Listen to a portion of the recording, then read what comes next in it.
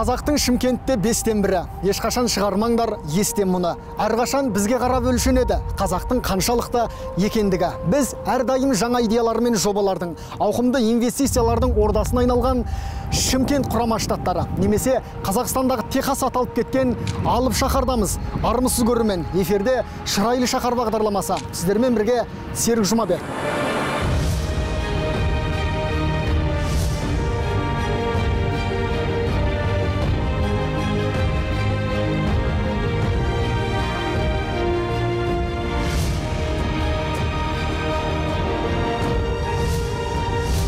Шымкент Ұлы Жібек жолының бойында орналасқан республикалық маңызы бар қала.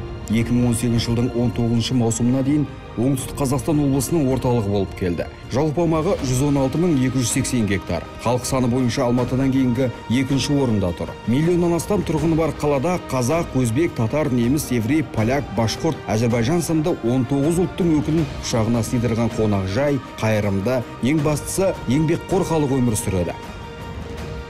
Расымен Шымкент тмд елдер арасындағы ең үздік қалалардың бірі. Мұнда 1964 көше бар. Олардың жалпы ұзындығы 2135 шақырымды құрайды. Бұл өте үлкен қашықтық. Басқасын айтпағанда мұнда жаз айларының өзі 300 күнге созылады ғой. 2 ай ғана қыс болады деген сөз. Нағыз шырайлы шаһар дерсіз. Бүгінде Шымкент Қазақстанның негізгі өнеркәсіп, сауда және мәдени орталығына айналған. Мұнда жұртшылық зиярат жасайтын ислам дінінің қасиетті орындары мен сәулеттік құрылыстары жеткілікті. Айталық, қаладағы 7 бірдей тарихи мәдени ескерткіш, республикалық маңызы бар қасиетті, киелі жерлердің тізіміненсе 8 нысан жергілікті маңызғы орындар қатарына жатқызылған. Халық жазушысы Мұхтар Мағауиннің тілімен айтсақ, Шымкент Қазақстансыз өмір сүре алады. Қазақстан Шымкентсіз өмір сүре алмайды. Расымен Қазақстанның 100 жаңа есімі жобасының 3 бірдей жеңімпазы осы Шымкент қаласынан шыққан жоқ па? Ақылды, жасыл әрі қауіпсіз қалаға арналған бағдарламамыздың алғашқы санын ескі қала аумағына және тәуелсіздік саябағына арнаймыз. Алдымен қала әкімдігіне кіріп бағытымызды айқындап алайық.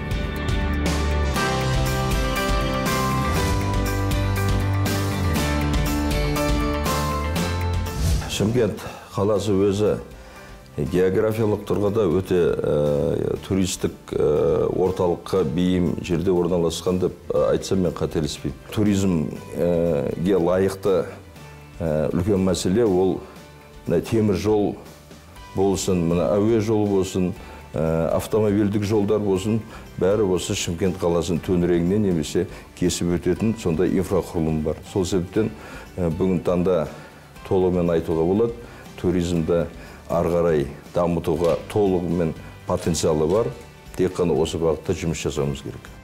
Түсірілім тобы қаланың бүгінгі жетістігін бағамдау үшін алдымен арғы тарихына үңіліп көрмек. Сол үшін де алғашқы нысан ретінде ежелден ақ саяхатшылар мен ғалымдардың назарын өзіне аударып, аумақтың түкпір-түкпіріне апаратын барлық туристік бағыттардың заңды бастауы болған ескі қала аумағы таңдап алынды. Шымкент қаласының даму тарихын бейнелейтін цитадель, яғни ескі қаланы жаңғырту бойынша бүгінде қалашық аумағына зерттеу жұмыстары жүргізілуде. Негізгі мақсат көне археологиялық парк кешенін ашық аспан астындағы мұражайға айналдыру. Жұмыс енді 2017 жылы басталған болатын, бірақ археологиялық ізденістер 2004 жылдан басталды. 15 жылдық археологиялық ізденістердің арқасында бұл жердің жаңағы тарихи негізі біріншіден 2002 жылдығы дәлелденіп, ғылыми негізде сосын негізгі бөліктері анықталды. Ол цитадель, ол Шахристан негізі объектілері, сосын мына қорған қабырғалары мен солардың іздері. Келер жылы мына оңтүстік қабырға қалпына келтіріледі, оның алды абаттандырылады. Жоғарыда цитадель бөлігі ашылады. Мына археологиялық ашылып жатқан дүниелердің үстеріне жабындар жабылып, ел көретіндей жағдайға келтіріледі. Бірінші бөлігі жұмыстың келер жылғы сол жазға дайын болады. Аталған жобаның туристік, экономикалық бағытынан бөлек тарихи тағылымы дорасан. Қалашықта археологиялық зерттеулер жүргізген ғалымдар табылған көне жәдігерлердің қолданыс хронологиясы арқылы Шымкенттің 2200 жылдық тарихы бар екенін дәлелдеп шыққан. 2200 жыл Шымкентке ешқандай күмәндігіміз жоқ. Себебін айтып кетейін. Біз мына Шымкент қаласының ғасырын стратиграфиялық түрде зерттедік. Археологиялық стратиграфиялық зерттеу деген бар. Шымкент қаласының мәдени қабаттары 14 метр болып шықты. Бұл жерде табылған заттар мына Афрасияб және Самарқандтан алып келінген заттар болып шықты. Болашақта көне Шымкент қалашығы деп аталатын этно мәдени кешен салынбақ. Яғни мұндағы археологиялық қазбалар қоршалып, оның жанынан қолөнер шеберлер бөлмесі, сауда ойын-сауық кешені, әмбебап көрме залысында тағы басқа нысандар бой көтереді. Сәйкесінше 2020 жылға дейін көне қала орнын абаттандырып, туристерді көптеп тартатын нысанға айналдыру міндеті тұр. Қазірге дейін жасалған зерттеу жұмыстарының нәтижесінде археологиялық қазбалар арқылы табылған заттар 19 ғасырға жатқызылған. Олардың қатарында жүзік, сақина, білезік сынды әшекей бұйымдардан бөлек қару-жарақ сынықтары және де мынадай зеңбіректің оқтары табылған кәдімгідей салмағы бар дүние. Ал басқа жәдігерлерге қалпына келтіру жұмыстары жасалынып, туристер назарына ұсынылған екен.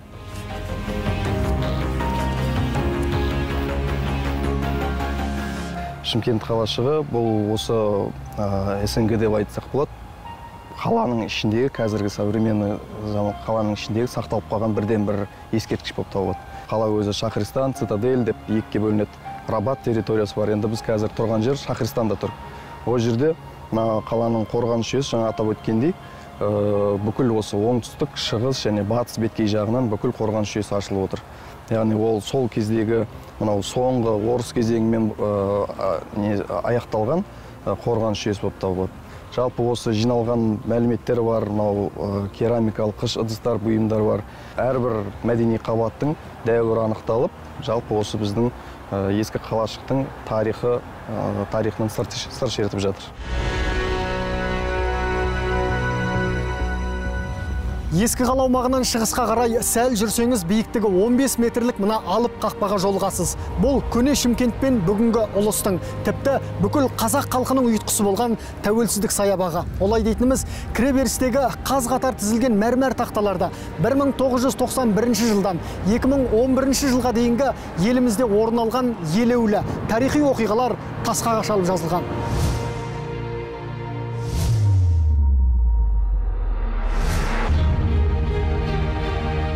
Саябақ 2011 жылдың 18 мамырында Қабанбай Батыр көшесіндегі тарихи төбенің үстіне салынған. Жалпы аумағы 8 гектар. Мұнда тәуелсіздік шежіресі аллеясы, алтын шаңырақ ел бірлігі монументі, рәміздер алаңы орналасқан. Тәуелсіз саябағының өзінде 25 адам жұмыс істейді. Келіп демалушылардың саны көп, оны жас таңдамайды. Жасы да бар, үлкені де бар. Бұл жерде мыңдаған ағаштар, гүлдер егілген. Саябақтың ортаңғы бөлігіндегі алтын шаңырақ ел бірлігі тәуелсіздік монументі айрықша көзге түседі.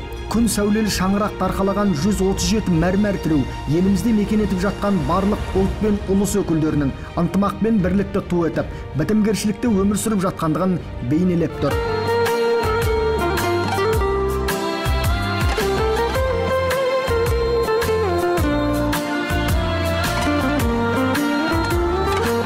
Тәуелсіздік саябағының екінші шыға беріс бөлігінде рәміздер алаңы бар. Биіктігі 25 метрлік мына жеті найза көрген жанның көңіліне рух ұялатады.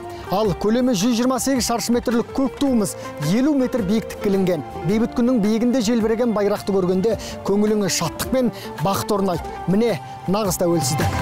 Көк тудың желбірегені, бақыттың елжірегені, қалған қазақты. Тәуелсіздік саябағы халқымыздың кешегісі мен келешегінің дәнекері, егеменді бір тұтас мемлекетіміздің жарқында жаңаша дамуының куәгері.